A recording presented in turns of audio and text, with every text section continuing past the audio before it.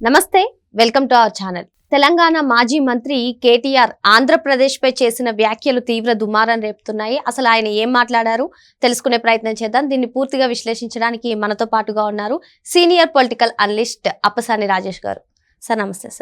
Sir పెట్టుబడుల విషయంలో తెలంగాణ మాజీ మంత్రి కేటీఆర్ ఏదైతే వ్యాఖ్యలు చేశారో ప్రస్తుతం రాజకీయ పరంగా తీవ్ర దుమారం రేపుతున్నాయి. సార్ ఆయన ఆఖరికి ఏపీకి కూడా పెట్టుబడులు వస్తున్నాయి, మా హయాంలో తెలంగాణకు భారీ పెట్టుబడులు వచ్చాయి అంటూ వ్యాఖ్యలు చేశారు. ఏంటి అసలు ఆఖరికి ఏపీకి పెట్టుబడులు వస్తున్నాయన్న వ్యాఖ్యలను ఏ విధంగా చూడాలి సార్?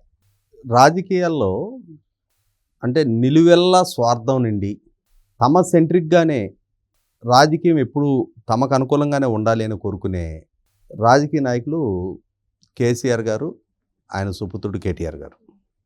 ఇదే కేసీఆర్ గారు, ఇదే కేటీఆర్ గారు డబుల్ స్టాండర్డ్ స్టేట్మెంట్ ఇవ్వడంలో చాలా పేరు వాళ్ళకి.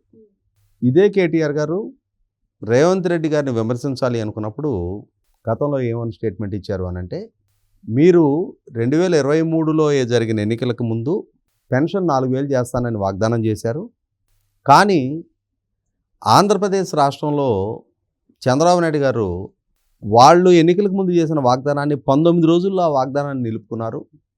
జూన్ 12 ప్రభుత్వం పదవి బాధ్యతలు చేపడితే జూలై 1న దాన్ని అమలు చేసేశారు.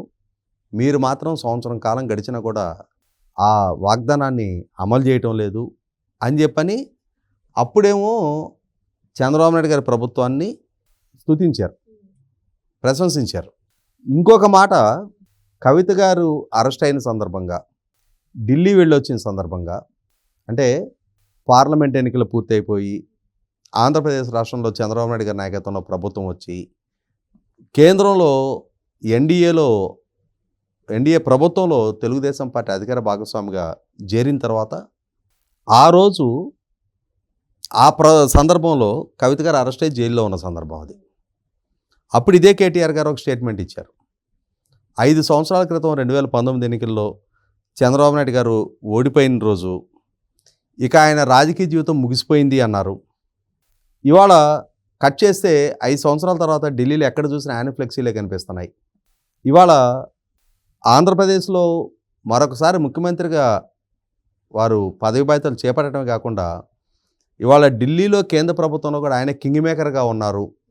అంటే తెలుగుదేశం పార్టీతోటి కొంత సానుకూల దృక్పథాన్ని వ్యక్తం చేసే స్టేట్మెంట్లు ఇస్తూ వచ్చారు. వాళ్ళ నాన్నగారు కూడా ఇదే డబుల్ స్టాండర్డ్ స్టేట్మెంట్లకి చాలా పేరు ప్రఖ్యాతులు గడించిన ఆయన.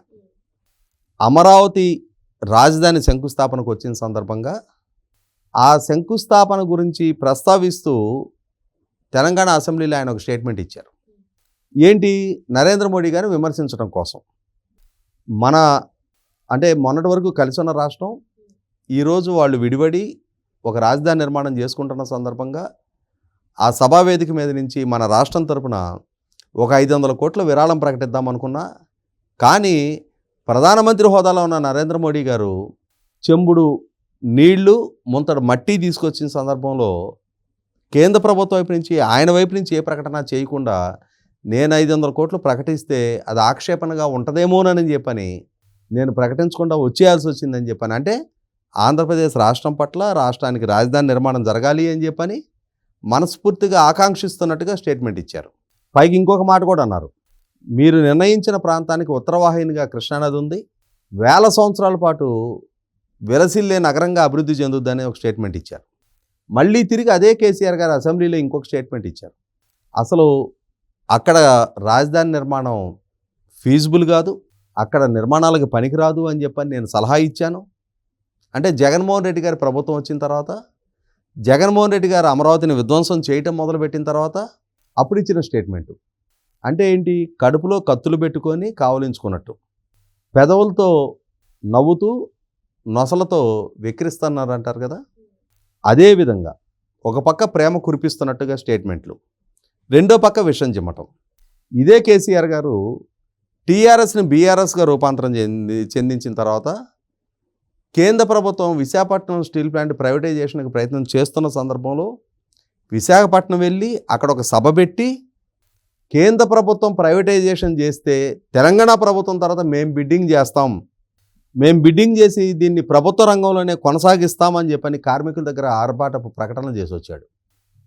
విశాఖపట్నంలో ఉన్న స్టీల్ ప్లాంట్కి బిడ్డింగ్ చేసే అంతటి డబ్బు నీ దగ్గర ఉంటే విభజన చట్టంలో కేంద్ర ప్రభుత్వం బయ్యారంలో ఏర్పాటు చేస్తామన్న స్టీల్ ప్లాంట్ ఏర్పాటు చేయటంలా మరి రాష్ట్ర ప్రభుత్వం తరఫున మీరు ఏర్పాటు చేయకపోయారా? తెలంగాణ యువతకి ఉపాధి కల్పిపోయారా? ఆహా, వీటికి పూనుకోరు. రాజకీయ స్టేట్మెంట్లు ఇవ్వడానికి, ప్రజల్ని మసిపూసి మారేడికాయ చేసి మభ్యపెట్టడం కోసం మాత్రం ఈ విధమైన స్టేట్మెంట్లు. ఇదే కేసీఆర్ గారు కదా మొన్నటి ఎన్నికలకు ముందు డబల్ రోడ్డు ఉంటే తెలంగాణ, సింగిల్ రోడ్డు ఉంటే ఆంధ్రప్రదేశ్, కరెంటు వెలుగులుంటే తెలంగాణ, కరెంటు కోతలతో ఉంటే ఆంధ్రప్రదేశ్ అని చెప్పని తన పాలన ఘనత గురించి చెప్పుకోవడానికి ఆంధ్రప్రదేశ్ రాష్ట్రం పట్ల అవమానకరమైన స్టేట్మెంట్లు ఇచ్చింది. ఆయన సుపుత్రుడే కదా ఇవాళ కేటీఆర్. ఇవాళ ఆయన ఆఖరికి ఆంధ్రప్రదేశ్కి కూడా పెట్టుబడులు వస్తున్నాయని మాట్లాడుతున్నాడు. మీరు తెచ్చిన ఘనత ఏంటి? మీరు తెచ్చిన పెట్టుబడులు ఎన్ని? వడ్డించిన విస్తర్ లాంటి కేంద్ర ప్రభుత్వ రంగ సంస్థలు, కేంద్ర ప్రభుత్వ ల్యాబులు, defence industry, pharma industry, biotechnology, service sector, film industry అన్నిటితో కూడిన ఒక వడ్డించిన విస్తర్ లాంటి నగరం మీ చేతికి వస్తే మీరేంటి? ఎవరైనా లాబింగ్ చేసుకోగలుగుతారు. సివిక్ కమ్యూనిటీసు అన్నీ సమకూర్చి ఒక వడ్డించిన విస్తర్ లాంటి నగరం మీ చేతికి దక్కింది. మీరు వడ్డించి, మీరు సంస్థలు తీసుకొచ్చి మీరు అభివృద్ధి చేయలా. ఆల్రెడీ లక్షల సీటింగ్ కెపాసిటీతో ఉన్న సర్వీస్ సెక్టర్ వారసత్వంగా మీకు దక్కింది. కృష్ణా వాటరు, డ్రింకింగ్ వాటరు, యలంపల్లి నుంచి రాజశేఖర రెడ్డి గారి హయాంలో drinking water, outer ring road, international airport, metro, HITEX లాంటి కన్వెన్షన్సు, ఎంఎంటీఎస్ లాంటి పబ్లిక్ ట్రాన్స్పోర్టు అన్నీ సమకూర్చిన వడ్డించిన విస్తర్ లాంటి ఒక నగరం మీ చేతికి వస్తే దాన్ని చూపించి మేము చాలా అద్భుతమైన లాబింగ్ చేశాము, పరిశ్రమలు పెట్టుబడులు రప్పించామని చెప్తా ఉన్నారు. ఏమీ లేని, రాజధాని లేని, కరెంటు కోతలతో సతమతమవుతా ఉన్న, రోడ్డు ఇన్ఫ్రాస్ట్రక్చర్ దెబ్బతిని ఉన్న, లోటు బడ్జెట్ ఏర్పడ్డ రాష్ట్రంలో 9 నెలల కాలంలో ఇవాళ 6,30,000 కోట్ల రూపాయల పెట్టుబడి ఒప్పందాలు జరిగినాయి. మరి మీ 9 సంవత్సరాల పాలనా హయాంలో వచ్చిన పెట్టుబడులు ఎన్ని?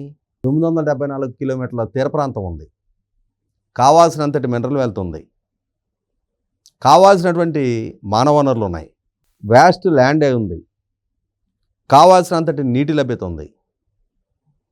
వాటిని ప్రమోట్ చేసి అక్కడున్న మెరిట్స్ ప్రాతిపదికగా ఆ రాష్ట్ర బ్రాండింగ్ని ఎస్టాబ్లిష్ చేసుకుంటా సమర్థవంతమైన పాలన ద్వారా కార్పొరేట్ సర్కిల్స్లో ఉన్న పలుకుబడితోటి అక్కడికి పెట్టుబడులు రప్పించుకోగలిగే సామర్థ్యం, అనుభవం, పరిజ్ఞానం, పరిణతి అక్కడ రాజకీయ నాయకత్వానికి ఉంది, అక్కడ పాలకులకు ఉంది. వాళ్ళు రప్పించుకోగలుగుతారు, అక్కడ పరిశ్రమలు నెలకొల్పుకోగలుగుతారు, అక్కడ యువతకి ఉపాధి కల్పన చేసుకోగలుగుతారు, సంపద సృష్టి చేసుకోగలుగుతారు, తద్వారా అక్కడ ప్రభుత్వానికి కూడా ట్యాక్స్ రెవెన్యూస్ పెంచుకోగలుగుతారు.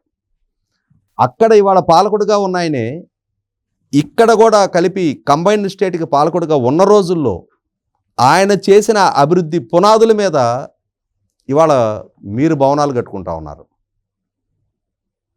మీ అహంకారాన్ని, మీ సంస్కారహీనత్వాన్ని కట్టిపెట్టండి. చంద్రబాబు నాయుడు గారు అరెస్ట్ అయిన సందర్భంగా ఆ రోజు అపరిపక్వంగా కేటీఆర్ గారు ఇచ్చిన స్టేట్మెంట్ల పర్యవసానమే మొన్నటి ఎన్నికల్లో ఆయన ఓటమికి కూడా కారకమైంది. ఇప్పటికైనా సరే తమ అంతర్గత రాజకీయాలని, తెలంగాణలో అధికార విపక్షాల మధ్య ఉండే రాజకీయ వైరుధ్యాలకి ఆంధ్రప్రదేశ్ రాష్ట్రాన్ని, అక్కడ ప్రజలని అవమానించే స్టేట్మెంట్లు ఇవ్వడం వల్ల రేపటి రోజున కూడా మీ రాజకీయ అవకాశాలు మీరు కోల్పోతారు. ఇక్కడ ఇంకొక రాజకీయపరమైన కారణం కూడా ఉంది. నిన్న జరిగిన టీచర్ పట్టభద్రుల ఎమ్మెల్సీ ఎలక్షన్స్లో 3 స్థానాల్లో 2 స్థానాలు భారతీయ జనతా పార్టీ దక్కించుకోవడం జరిగింది. మొన్నటి పార్లమెంట్ ఎన్నికల్లో 8 స్థానాలు ప్రస్తుతం రాష్ట్ర అధికారంలో కాంగ్రెస్ పార్టీ, 8 స్థానాలు భారతీయ జనతా పార్టీ దక్కించుకుంది. బీఆర్ఎస్ పార్టీకి 1 స్థానం కూడా దక్కని పరిస్థితి.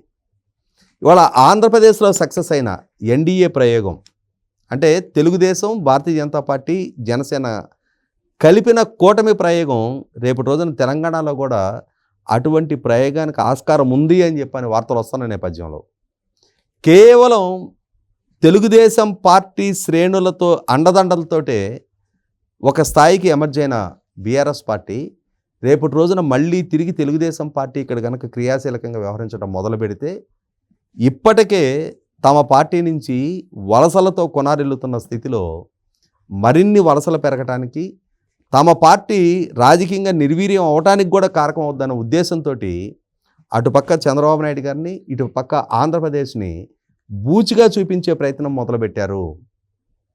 చంద్రబాబు నాయుడు గారిని తెలంగాణ వ్యతిరేకిగా చిత్రీకరించే ప్రయత్నం చేస్తున్నారు. ఈ మధ్య హరీష్ రావు గారు స్టేట్మెంట్లు చూస్తున్నాం. దానికి కొనసాగింపుగానే కేటీఆర్ గారు కూడా ఆంధ్రప్రదేశ్ రాష్ట్రాన్ని అవమానించే ప్రయత్నం చేస్తున్నారు. మీ రాజకీయ కారణాల కోసం 5 కోట్ల మంది ప్రజలని అవమానించే హక్కు మీకు లేదు. మరో అంశంతో మళ్ళీ కలుద్దాం. Thank you sir.